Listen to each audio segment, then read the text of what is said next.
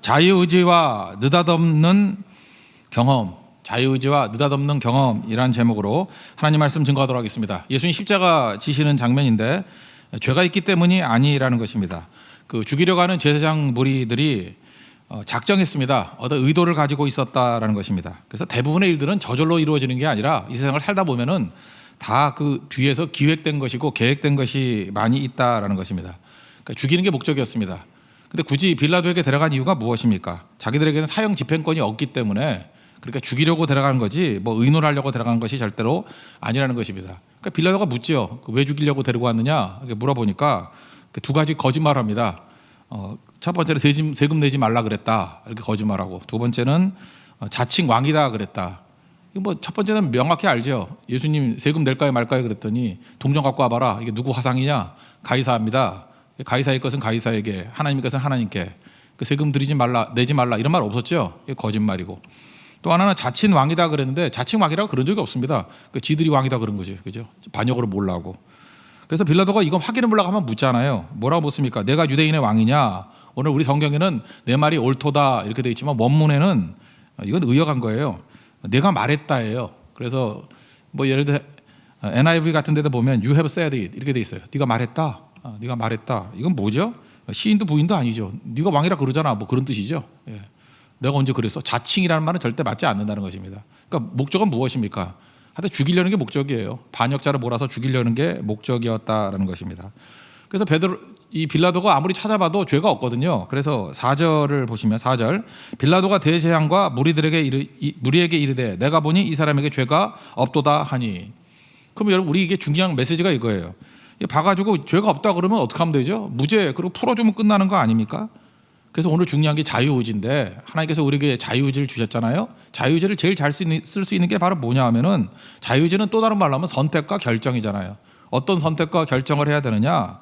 그냥 예수 안 믿으면 양심에 따라서 양심상 이거 뭐 죄 없다 그러면 풀어주는 거예요. 빨리 그런 선택과 결정을 해야 된다는 것입니다.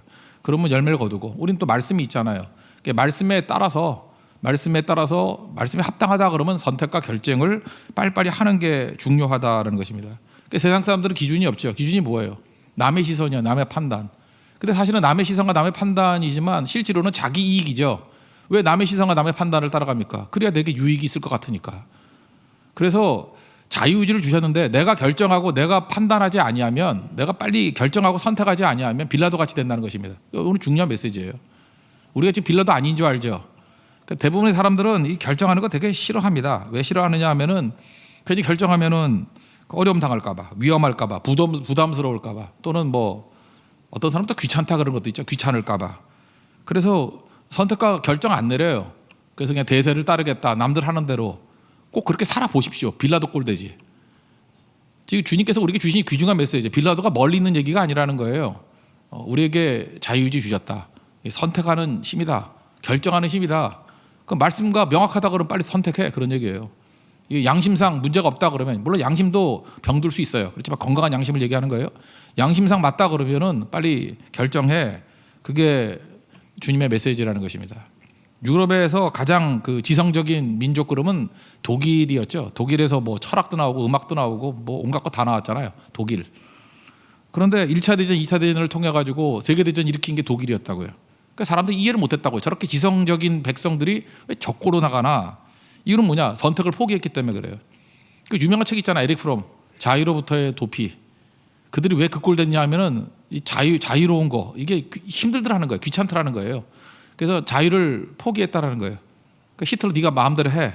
그리고 좀 무리스러운 거 하더라도 뭐 내가 결정했나? 나는 모르고 따라간 건데. 이러면 다 마음 편하잖아요. 그래서 집단 광기에 빠지게 되었다. 그런 얘기죠. 에릭 프롬이 증거한 내용이 뭐예요? 하나님께서 우리에게 자유의지 주셨는데 선택과 결정하지 않으면 똑같이 빌라도 같이 된다는 거예요. 그러니까 독일은 집단으로 빌라도 된 거죠. 뭐 우린 예외인지 아십니까? 마찬가지라는 거예요. 명확한 말씀의 기준이 있으면 선택과 결정을 내려야 된다. 그게 꼭 필요하다는 것입니다. 결정하기 싫으니까 이제 미루고 싶은 거예요. 책임을 미루고 싶은 거라고. 그러니까 소식 들어보니까 그 북쪽 갈릴리를 다스리고 있던 사람이 헤롯이거든요. 다 헤롯이라고 성경에 나오는데 예수님 어렸을 때 죽이려고 그랬던 것이 헤롯 대왕이라고 그러고, 그 아들이 헤롯 안디바 또는 그 역사에서 안티파스, 이게 북쪽을 다스렸어요. 그 다음에 유대 지역은 빌라도가 다스리고 있었고, 그때 마침 예루살렘에 와 있다 그럽니다. 그때 예수님 말투 보니까 갈릴리 말투거든. 너 고향이 어디야? 갈릴리. 그랬더니 관할이 거기네. 그래서 피하려고 헤롯에게 보내버립니다. 왜냐, 예루살렘에 있었기 때문에. 헤롯 네가 판단해. 근데 헤롯은 별 관심도 없어. 헤롯은 여기 헤롯 안디바는 그 세리요한 목 자르는 사람이에요. 나쁜 놈입니다. 그러니까 기회주의자고. 그죠? 그러고 난 다음에 뭐 관심은 많았어요. 뭐 세리요한이 부활했을까봐 또 뭐 두려워하고 뭐 이런 아주 쫌팽이거든요. 근데 예수님에 대해서 기적 행한다 그러니까 궁금했는가 봐요. 만나보길 원하는데 예수님이 이건 인간 취급 안 했어요. 아예 대답도 안 했습니다. 그랬더니 다시 또 빌라도에게로 오게 되었다. 그런 얘기입니다. 근데 여기 재밌는 게 있죠. 두 사람은 원래 원수예요.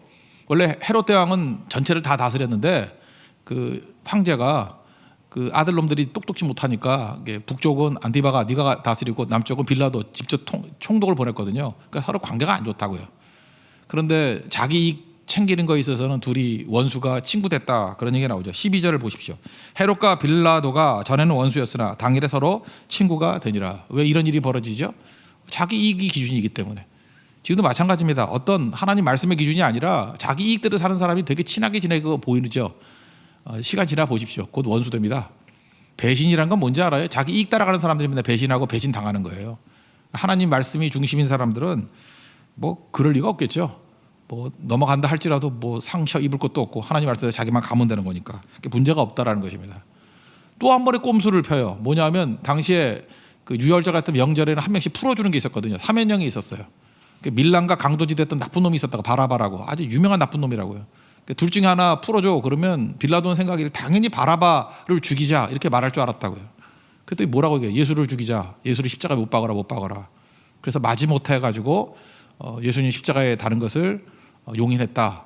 그 스토리입니다. 뭐 아주 지저분한 얘기인데 그런 얘기예요. 거기서 알 수 있는 게 뭐죠? 하나님께서 내게 주신, 우리 모두에게 주신 거예요. 자유의지를 주셨거든요. 결정과 또 선택할 수 있는 그 힘을 주셨는데 그거 사용하지 않냐고 이리저리 피하다 보면 빌라도 된다는 거예요. 사도신경 외울 때마다 나오잖아요. 본디오 빌라도에게 고난을 받으다. 그죠? 이게 빌라도 같은 이런 한심한 인생, 저주받은 인생이 될 수밖에 없다라는 것입니다. 그러므로 우리가 해야 될 일이 뭐냐? 우리의 이 선택과 결정을 가지고 목적은 딱 하나예요. 하나님을 기쁘시게 하는 삶을 살면 돼요. 그게 말씀이거든요. 하나님 기쁘시게 하는 삶. 나 주님의 기쁨 되기 원하네. 찬양했죠. 그렇게 살면 된다고요. 그럼 우리는 가끔마다 이런 생각을 해요. 야, 하나님이 너무 이기적이다. 그냥 하나님 기쁨 위해서 살고 우린 뭐냐? 근데 그게 아니에요. 우리 부모의 마음하고 똑같아요. 나를 기쁘게 좀 해줘. 그래서 진짜 기뻐하신다고요. 기뻐하는 것이 뒤집어 놓고 보면은 그게 자녀들 잘 되는 길이라고요. 그래 유도하는 거죠. 하나님도 마찬가지라고요. 나는 이것을 기뻐해. 그래 나를 좀 기쁘게 해. 내가 기쁘하는 게 정말로 너희들의 사명이야. 그래서 주님을 기쁘게 하다 보면 결론적으로는 하나님도 기뻐하지만 그거보다 몇 배, 몇십 배 우리가 더 기쁠 일들이 생기는 일들이 벌어지게 된다는 것입니다. 그게 사랑하는 아버지의 의도예요. 그러므로 우리가 주님의 기쁨이 뭔지를 알면은 그거 주님 기쁘게 하려고 결정하고 선택하는 거를 열심히 해야 된다는 것입니다. 그럼 돌이켜보면 하나님만 기쁜 게 아니에요. 내가 수십 배 더 기뻐져 있어요. 주님이 이끌어가는 길이라는 것입니다. 오늘 성경 공부 내용이 민수기 28장이죠. 거기 보면 하나님이 기뻐하시는 게 예배다라고 하면서 5가지 얘기를 하잖아요. 첫 번째는 매일 번제, 상번제라 그러는데 매일 아침 저녁으로 드리는 번제 드리라. 그 다음에 그 안식일 지켜라. 그 다음에 세 번째는 초하루 예배 드리라. 8월 1일, 9월 1일, 10월 1일 이렇게 초하루 예배 드려라. 그다음 명절 2개죠. 6월절과 7.7절, 그러니까 오순절 잘 드려라. 이렇게 5가지 얘기를 쭉 해요. 그러다 보면은 우린 이래요. 하나님은 참 번거롭기도 하죠. 원하는 것도 많으셔. 이걸 다 지켜야지 된다, 기뻐하신다니 이게 우리 무슨 꼴이야. 근데 이 예배를 다 드리면 사실은 유익은 누구에게 있어요? 우리에게 있다고요. 엄청난 유익이 있다라는 것입니다. 더 많은 축복과 은혜가 넘쳐나게 된다는 거죠. 특별히 하나만 예를 든다 그러면 상번제 드리라, 아침 저녁으로 예배 드리라 그런 얘기를 해요. 그럼 그 예배를 잘 드리면 어떤 일이 벌어져요? 아침 저녁으로 예배를 드리려고 그러면 제단에 불이 꺼지면 안 되죠. 불이 꺼지지 않기 위해서는 제사장이 유지가 돼야 돼요. 제사장이 유지되기 위해서는 모든 성도가 11조 드려야 된다고. 그 11조를 드리는 걸 통해 가지고 제사장이 유지가 되면은 그죠? 예배에 불이 꺼지지 않잖아요. 기도에 불이 꺼지지 않잖아요. 그걸 통해서 이스라엘의 불도 꺼지지 않아요. 영원히 불타오르는 그런 능력의 민족이 될 수 있다는 것입니다. 우리도 마찬가지예요. 주님께서 여러분 알량한 거 좀 구하는 것 같죠. 뭐 치사하게 이런 걸 구하시나. 그거 하다 보면요 수백 배의 능력이 우리에게 임하게 된다니까요. 그러니까 하나님께서 원하시는 방법이 바로 그런 거라는 것입니다. 잘 모르겠으면 여러분 솔로몬 한번 보세요. 솔로몬 소원이 뭐야? 그럴 때 나는 이 백성들 잘 다스리기 위해서 지혜가 필요합니다. 그랬더니 하나님 기뻐하시죠? 그랬더니 그것만 줘요? 아니죠. 그 백성들 사랑한다 그랬더니 네가 구하지 아니하였던 부귀, 영광, 장수 다 준다 그런 거 아니에요? 이게 하나님 마음이라고. 그러니까 여러분 하나님이 기뻐하시는 거 그러면 그거 기쁘게 하다 보면 내가 수백 배 더 기쁘다니까요. 우리 아이들 그러잖아요. 뭐 부모가 기쁜 게 뭐야? 그럼 뭐 공부 열심히 하는 거. 그 뭐 뒤집어 놓고 보면 공부 열심히 하면 부모 좋을 게 뭐 있어요? 뭐 나중에 뭐 삥 뜯어 주나? 그게 아니 자기 잘 되라는 얘기죠. 그러니까 똑같은 얘기라고요. 주를 기쁘시게 하는 삶 그게 너무너무 중요하다는 것입니다.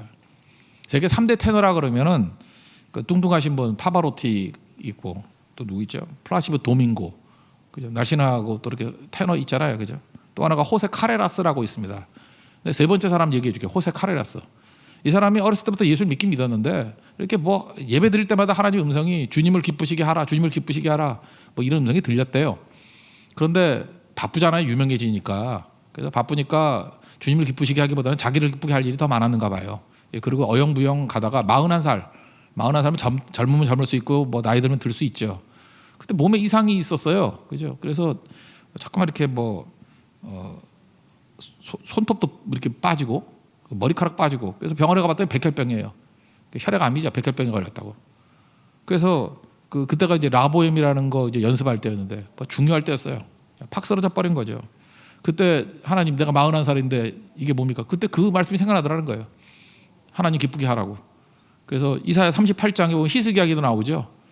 하나님 벽을 향해서 기도하잖아요. 살려달라고.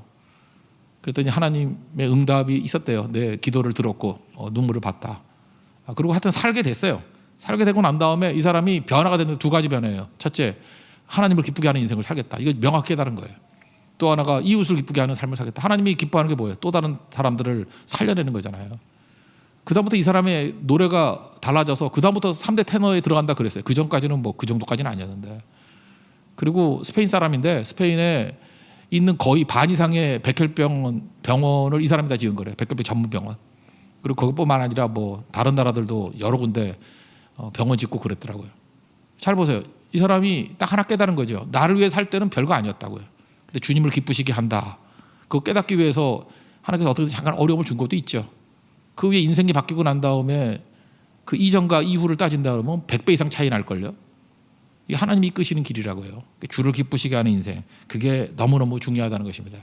우리는 많은 순간 하나님을 기쁘시게 하는 거, 하나님께 영광 돌리는 것이 내가 성공하고 잘 나가는 것이라고 생각할 때가 많아요. 내가 돈도 많이 벌고 뭐 헌금도 많이 하고 또 내가 유명해지고. 근데 그거 아닐 때가 더 많거든요. 우리가 성경과 역사를 보면요, 우리가 고난당할 때 하나님의 말씀 붙들고 선택과 결정을 한 사람, 하나님이 더 영광 받으셨어요.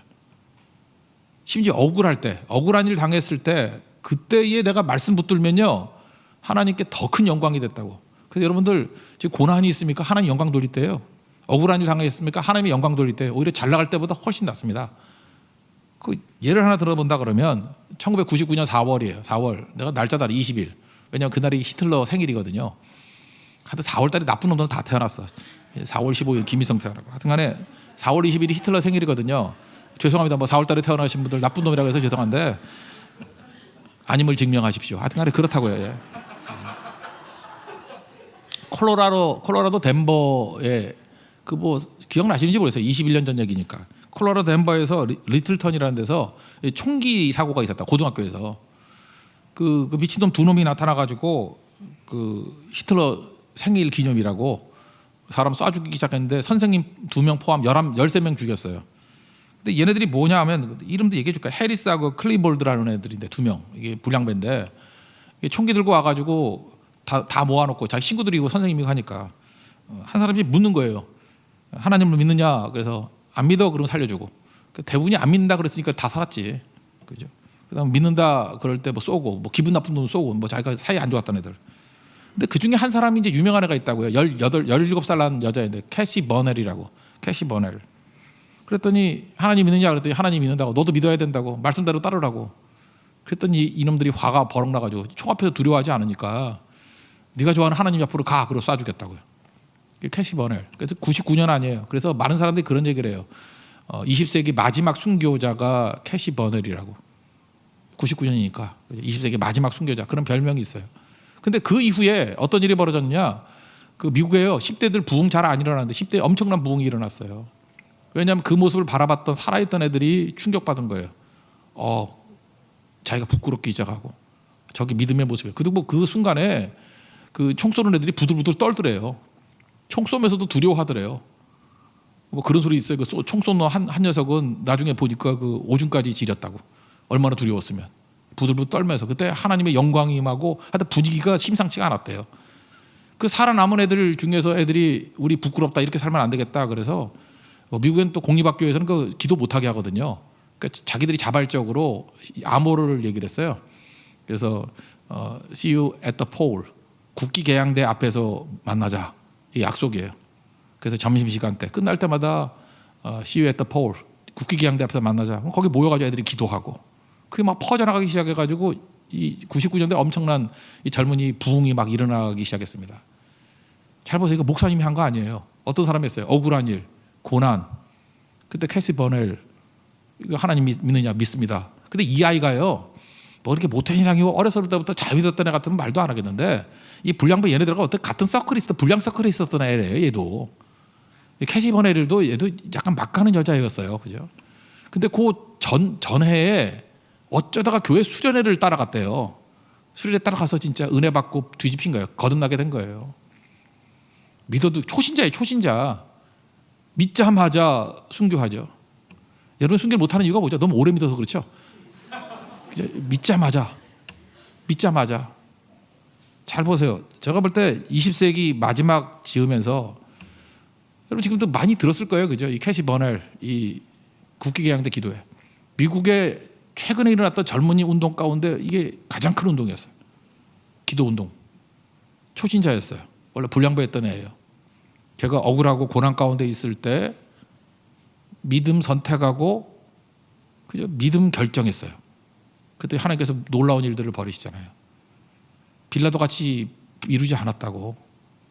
믿음이 뭐예요? 하나님께 내게 주신 자유의지를 가지고 그거 붙드는 겁니다. 우리나라도 마찬가지예요. 언제 부흥이 막 일어났습니까? 뭐 큰 교회들 뭐 이거 있다고 부흥이 일어나나? 손양아 목사님 아니에요? 알죠? 그 뭐 여수 순천 반란 사건 있을 때 그 좌익 청년들이 와가지고 예수 믿는 사람들 뭐 죽인다고. 뭐 요즘하고도 비슷한 것 같아요. 이렇게 좌익 우익 뭐 나눠져가지고 서로 미워하고 싸우고 할 때 옛날에 더 심했죠. 그러니까 힘 가지니까 잡아다가 미우니까 죽인 거라고. 막 죽창으로 찔러 죽였다고. 동인 동신 2명. 끝나고 난 다음에 이제 뭐 뒤집혔죠. 또 뒤집히니까 당연히 복수하게 될 것 같은데 그 죽인 놈 잡아다가 자기 양아들 삼았다 그러잖아요. 이게 지금도 충격이지만 당시 얼마나 충격이었겠습니까? 기독교가 뭐예요? 용서죠. 품는 거죠. 세상에 억울해도 이렇게 억울한 게 어디 있겠어요? 1번, 2번 아들, 제일 똑똑한 아들.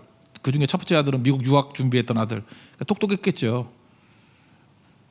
그 아들이 잃었는데 억울하고 고난 있는 상황 아닙니까? 근데 그때에 결정하잖아요. 선택하잖아요. 그러니까 이때 이후에 얼마나 큰 부흥이 일어난지 알아요?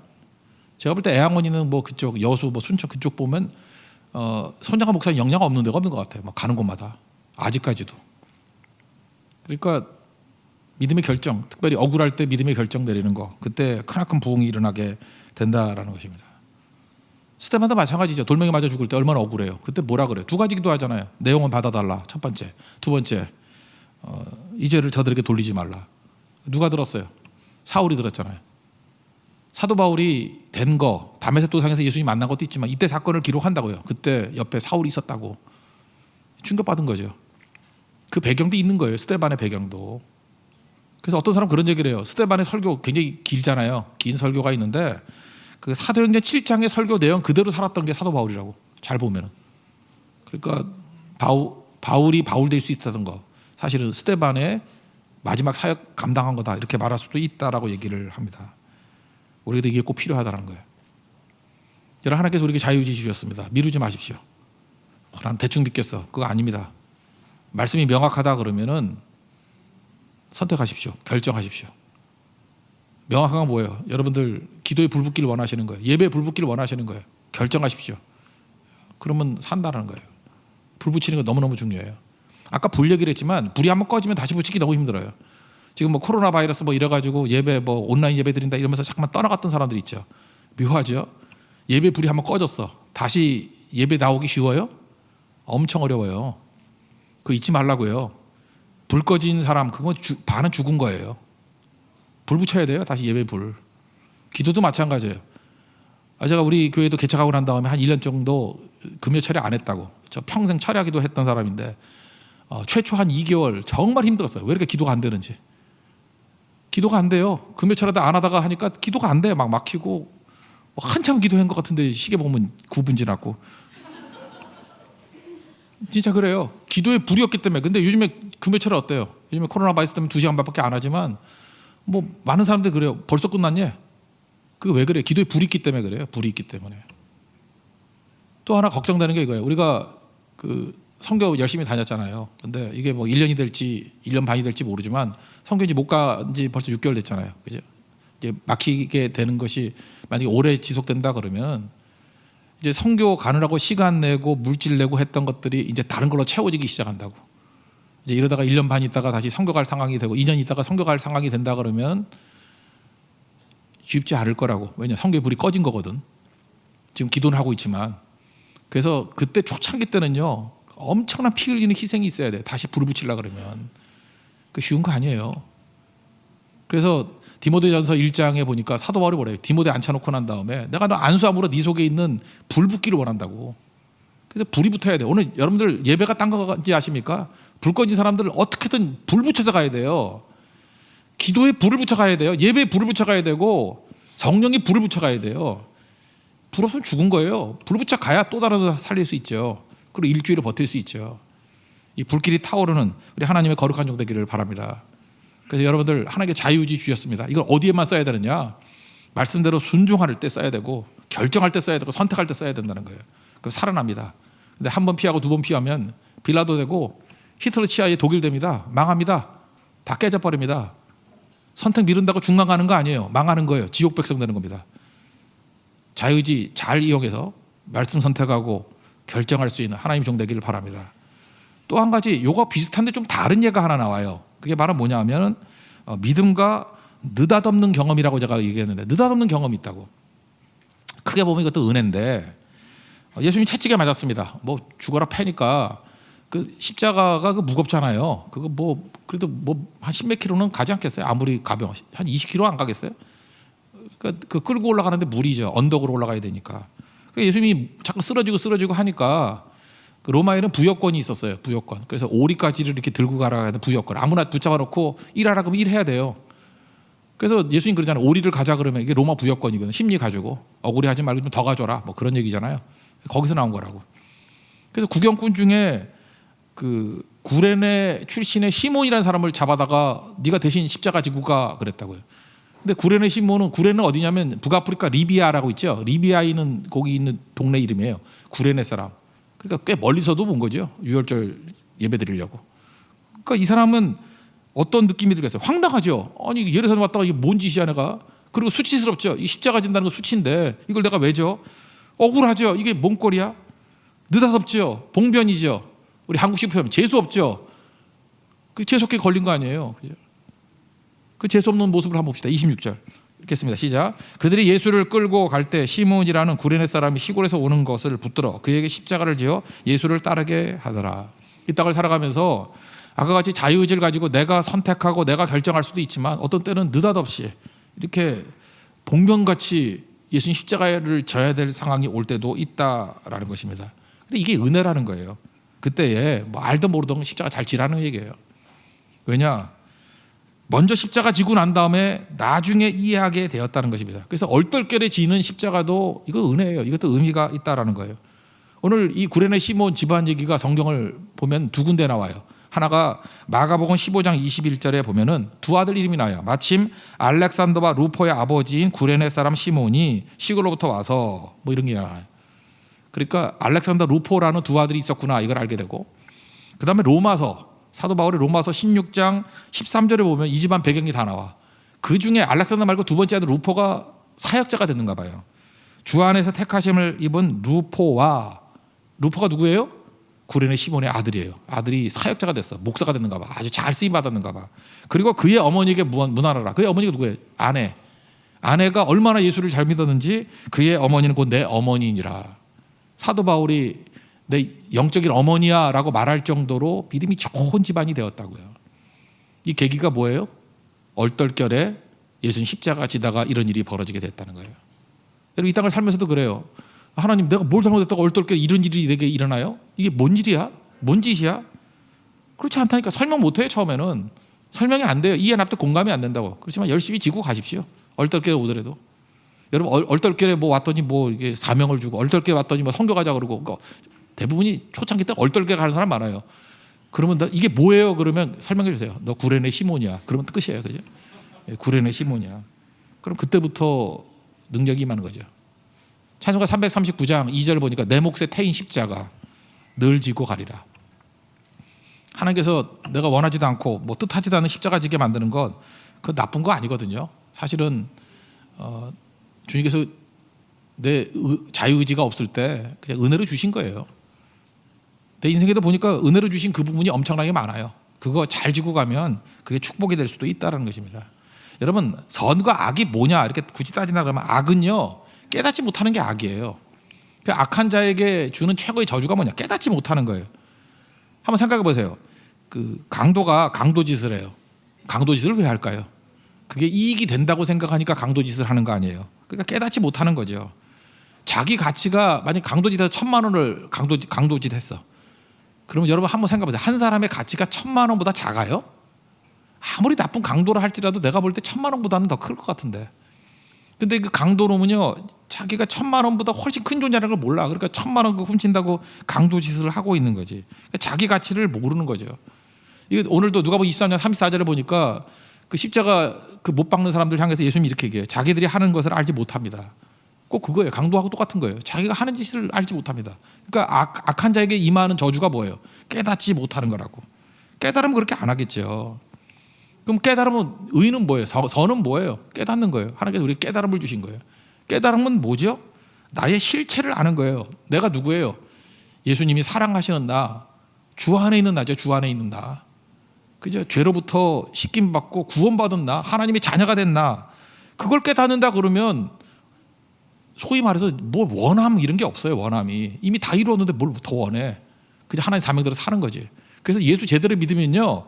소원을 말해봐. 그러면 일반 사람들이 볼 때는 소원 같이 타는 소원만 얘기해. 뭐 주님의 영광을 위해서 쓰임 받기를 원하고. 괜히 말장난 같죠. 그 진짜라니까 진짜. 그 주님과 동행함이 나의 기쁨이고 뭐 뜬구름 잡는 소리 같지. 그게 이상하게 여기는 건 여러분들 아직도 깨달음이 없는 거예요. 강도하고 똑같은 수준이야. 그죠?